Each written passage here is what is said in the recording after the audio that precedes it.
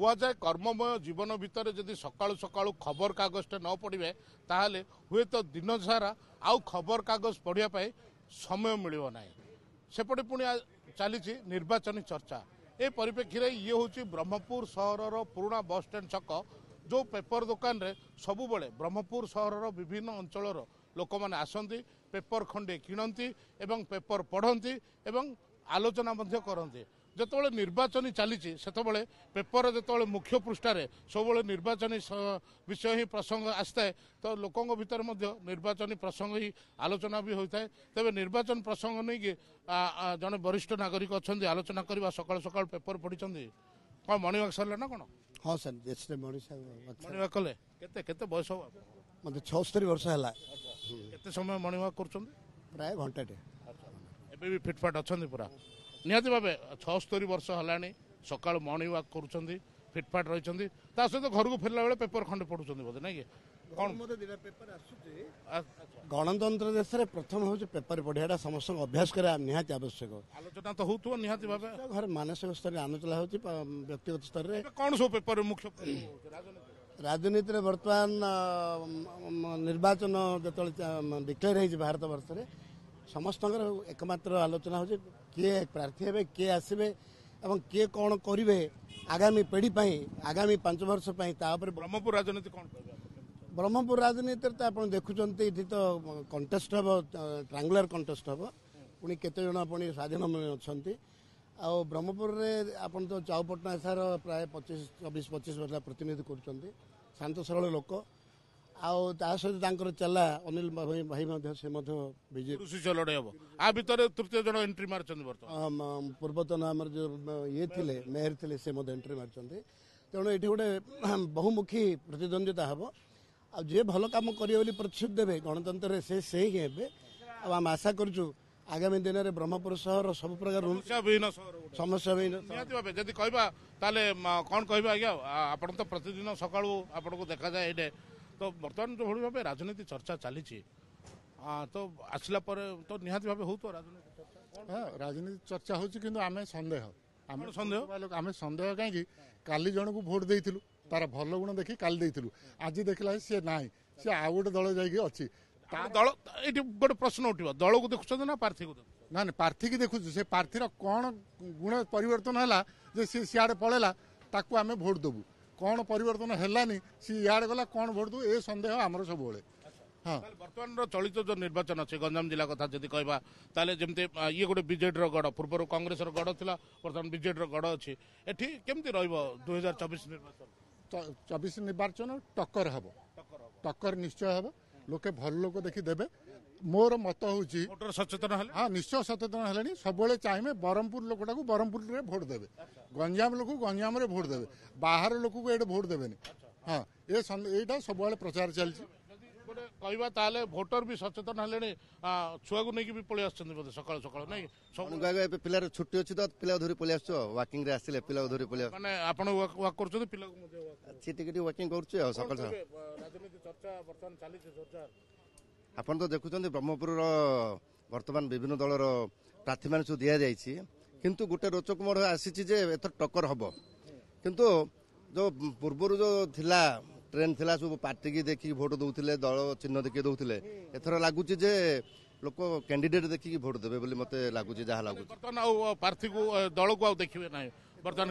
ମୋ ମତରେ ଦଳ ଅପେକ୍ଷା ପ୍ରାର୍ଥୀକି ଦେଖି ଭୋଟ ଦେବାଟା ଜରୁରୀ। କାହିଁକି ନା ବ୍ରହ୍ମପୁର ଦେଖୁଛନ୍ତି ଆପଣ, ଗଲା ଥର 5 ଥର ଏମ୍ଏଲ୍ଏ ଛିଡ଼ା ହେଇଥିଲେ, ସେ ବର୍ତ୍ତମାନ ଚାଉ ବାବୁ ଆଉଥରେ ଏଥର ଆଉଥରେ ଛିଡ଼ା ହେଇଛନ୍ତି। ଗଲା ଥର ଯିଏ ଏମ୍ଏଲ୍ଏ ଥିଲେ ସେ 5 ବର୍ଷରେ କାମ କଲେ, ଆଉ ତାକୁ ଗୋପାଳପୁର ଚେଞ୍ଜ କରିଦେଲେ। ଇଆଡ଼େ ବିଜେପିରେ ଯିଏ ଛିଡ଼ା, ଭୋଟର ଏଠି ଗୋଟେ ଅସୁବିଧାରେ ପଡୁଛି। ଭୋଟର ମାନେ ତ ଟିକେ ଅସୁବିଧା ରହିବେ, ଟିକେ ଦ୍ୱନ୍ଦ୍ୱ ରହୁଛି। କାହିଁକି ନା ପ୍ରାର୍ଥୀ ସଂଖ୍ୟା ବଢିଗଲାଣି ବ୍ରହ୍ମପୁରରେ। 3 ପ୍ରମୁଖ ଦଳର ପ୍ରାର୍ଥୀ ସାଙ୍ଗରେ ସ୍ୱାଧୀନ ପ୍ରାର୍ଥୀମାନେ ମଧ୍ୟ ମଇଦାନକୁ ପଳେଇ ଆସିଲେଣି ବର୍ତ୍ତମାନ। ଆଚ୍ଛା, ଯଦି ସହର କଥା କହିବା, ସହର ସମସ୍ୟା କଥା ଯଦି କହିବା, ଯେତିକି ଆମେ ବ୍ରହ୍ମପୁର ସହର ସେତିକି ମହାନଗର ନିଗମ ହେଇଛି ନାଇଁ ସେତିକି ଡେଭଲପ ହେଇନି, ସେତିକି ବିକାଶ ହେଇନି, କିଛି ଆଖି ଦୃଶ୍ୟା କାମ ହେଇନି। ସହର ଯେମିତି ଥିଲା ସେମିତି ଗୋଟେ ଇଞ୍ଚେ ବି ବଢିନି। ସେଇ ମହାନଗରଟା ମ୍ୟୁନିସିପାଲିଟି ଯେମିତି ଥିଲା ସେଇଟାକୁ ହିଁ ମହାନଗର ନିଗମ କରାଯାଇଛି। ସହରତଳି ଅଞ୍ଚଳ କିଛି ବିକାଶ ପାଇଁ କୌଣସି योजना किसी ହେଇନି ଆପଣ ନିଜେ ଦେଖନ୍ତୁ କୋଉଠି କିଛି ମାନେ ଆଖି ଦୃଶ୍ୟ ବିକାଶ ହେଇନି ଆଉ ଯୋଉ ବର୍ତ୍ତମାନର ଯୋଉ ତ ଶାସକ ଦଳ କହୁଛନ୍ତି ବହୁତ ବିକାଶ ହେଇଛି ସହରରେ ବୋଲି କହିବେ ନିଶ୍ଚୟ ଶାସକ ଦଳ ତ କହିବେ ବିକାଶ ହେଇଛି ବୋଲି କିନ୍ତୁ ପାର୍କ ହେଇଛି ରାମଲିଙ୍ଗେଶ୍ୱର ଟ୍ୟାଙ୍କ ରୋଡ ହେଇଛି ତ ଆହୁରି ବିଭିନ୍ନ ପାର୍କ ହେଇଛି ରକ୍ ଗାର୍ଡେନ ହେଇଛି ବିକାଶ କି ଆପଣ ଯଦି କହୁ ସେଇଟା ବିକାଶ କି ବିକାଶ ନାହିଁ। ଆଉ କଣ ଆମର ଏଇଠି ଶିଳ୍ପ ହଉଛି ମଦ ହଉଛି ଆମର ଏଇଠି ଶିଳ୍ପ ପାଦେ ପାଦେ ମଦ ହଉଛି ବ୍ରହ୍ମପୁରରେ ଆଉ ତା ଛଡା ଅଧିକ ବିକାଶ କି ଦୋକାନ ସଂଖ୍ୟା ବଢି ଯାଇଛି ବହୁତ ବଢି ଯାଇଛି ପ୍ରତି ସାହିରେ ମଦ ଦୋକାନ ଯଦି କହିବା ବିକାଶକୁ ନେଇ ମଧ୍ୟ ଲୋକଙ୍କ ଭିତରେ କ୍ଷୋଭ ରହିଛି ଯେଉଁଭଳି ଭାବେ ଚର୍ଚ୍ଚା ହେଉଛି ରାଜନୀତି ଚର୍ଚ୍ଚା ରୋଚକମୋଡ଼ ହବ ଏଥର ନିଶ୍ଚିତ ବ୍ରହ୍ମପୁର ହେଉଛି ଗଞ୍ଜାମ ଜିଲ୍ଲାର ଗୋଟେ ହବ୍ ପଏଣ୍ଟ ଏଇଠି ନିଶ୍ଚିତ ରୋଚକମୋଡ଼ ହବ ରୋଚକମୋଡ଼ ବି ନେବ ଆଉ ଦୀର୍ଘ ବର୍ଷ ହେଲା ଆମେ ଦେଖି ଆସୁଛୁ ବ୍ରହ୍ମପୁରର ଯାହା ଥିଲା ବର୍ତ୍ତମାନ ବି ସେୟା ଅଛି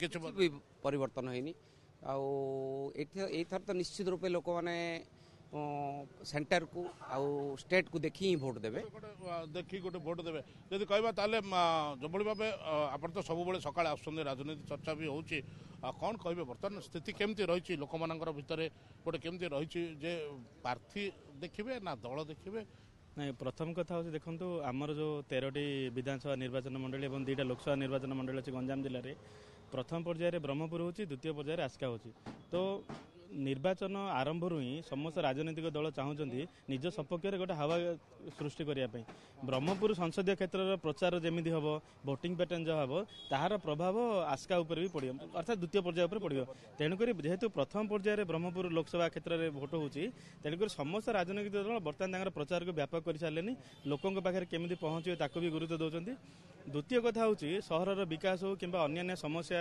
ନେଇକି ରାଜ୍ୟ ସରକାରଙ୍କ ଭିତରେ ଯେଉଁ ଅସନ୍ତୋଷ ରହିଛି ସେ ସମ୍ପର୍କରେ ଲୋକଙ୍କୁ ସଚେତନ କରିବାରେ ବିରୋଧୀ ଦଳଗୁଡ଼ିକ ବର୍ତ୍ତମାନ ସୁଦ୍ଧା ଆହୁରି ସେମିତି କୌଣସି ଆଖି ଦୃଶିଆ କ୍ୟାମ୍ପେନିଂ କରିପାରିନାହାନ୍ତି ଆଖି ଦୃଶିଆ କ୍ୟାମ୍ପେନିଂ କରିପାରିନାହାନ୍ତି ବୋଧେ ହୁଏତ ସମୟ ଅଛି ସେଥିପାଇଁ ଦେଖନ୍ତୁ ଯଦି ବିପକ୍ଷ ଦଳ ଗୁଡ଼ାକ ଯଦି ଭୋଟରଙ୍କୁ ସଚେତନ ନ କରିବେ ସେମାନେ କାହିଁକି ଯିବେ ଭୋଟ ଦେବା ପାଇଁ ସେମାନେ ତ ଦେଖୁଛନ୍ତି ନା ଯେ ଅସୁବିଧା ଏସବୁ ହେଉଛି କିନ୍ତୁ ସେମାନେ ଯଦି ଶାସକ ଦଳକୁ ଭୋଟ ନ ଦେବେ ବିପକ୍ଷକୁ ଦେବେ କିନ୍ତୁ ବିପକ୍ଷ କାହାକୁ ଦେବେ ତାକୁ ନେଇକି ବର୍ତ୍ତମାନ ସନ୍ଦେହ ରହିବ ବିପକ୍ଷ ଖୋଜିବାକୁ ବର୍ତ୍ତମାନ ପଡ଼ିବ ନିହାତି ଭାବେ ଯଦି କହିବା ତାହେଲେ ବିପକ୍ଷ ଦଳର ଯେଭଳି ଭାବେ ସ୍ୱର ଶୁଭିବା କଥା ହୁଏତ ଶୁଭୁନି ଆପଣ କୋଉଠୁ ଆସୁଛନ୍ତି ଆଜ୍ଞା କୋଉଠୁ ମୁଁ ବ୍ରହ୍ମପୁରର ମୁଁ ରହୁଛି ୟୁଏସ୍ରେ ତ ବର୍ତ୍ତମାନ କେବେ ଆସିଛନ୍ତି ବ୍ରହ୍ମପୁର ମୁଁ ଏଇ 2 ଦିନ ହେଲା ଆସିଲି କ'ଣ ଚର୍ଚ୍ଚା ଦେଖୁଛନ୍ତି କ'ଣ ହଁ ଯୋଉଠି ଦେଖୁଛି ସେ ନିର୍ବାଚନ ଉପରେ ହିଁ ଚର୍ଚ୍ଚା ଚାଲିଛି ଟିଭିରେ ହଉ ନ୍ୟୁଜ୍ ପେପରରେ ହଉ ଆଉ ଯୋଉଠି ମୁଁ ଯାଉଛି ସପିଂ ସାଇ ଛକ ଯୋଉଠି ଆପଣ ଜାଣିଛନ୍ତି ଯେହେତୁ ଆପଣ ୟୁଏସ୍ଏରେ ରହୁଛନ୍ତି ଜାଣିଛନ୍ତି ବ୍ରହ୍ମପୁର ନିର୍ବାଚନ ସମ୍ପର୍କରେ କିଛି ମୁଁ ତ ବ୍ରହ୍ମପୁରର କିନ୍ତୁ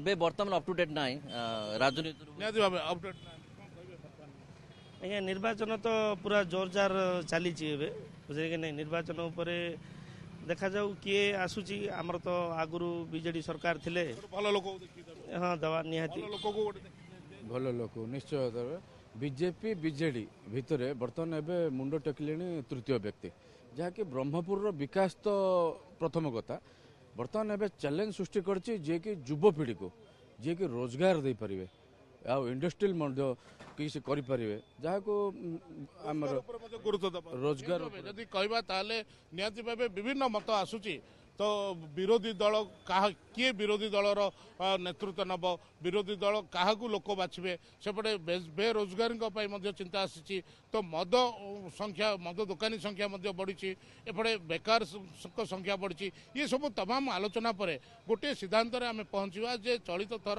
ଭୋଟର ମଧ୍ୟ ସଚେତନ ହୋଇଛନ୍ତି ଏବଂ ଗୋଟେ ସଠିକ୍ ନେତୃତ୍ୱ ସେମାନେ ବାଛିବେ ବୋଲି ଯାହା ମତାମତ ଦେଇଛନ୍ତି କ୍ୟାମେରା ପର୍ସନ ଫିନୋଜଙ୍କ ସହ ଅଶୋକ ବ୍ରହ୍ମା